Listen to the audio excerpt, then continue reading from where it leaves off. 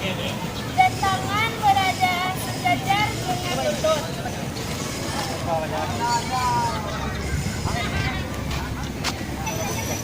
Posisi kedua, mundur kaki kanan mundur ke belakang ke ujung sepatu, ujung belakang sepatu.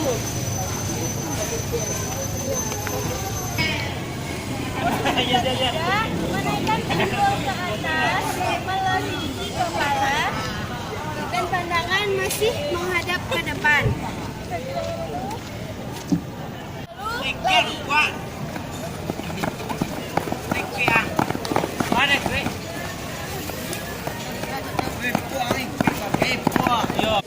Dan sekarang kita akan memperagakan lari menggunakan start jarak pendek.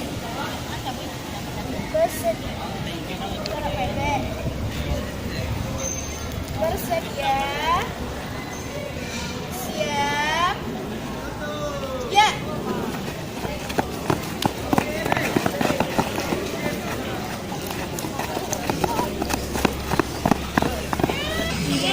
Olive sebagai videografer.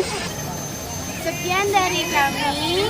Apabila ada kata yang salah, mohon dimaafkan. Assalamualaikum warahmatullahi wabarakatuh.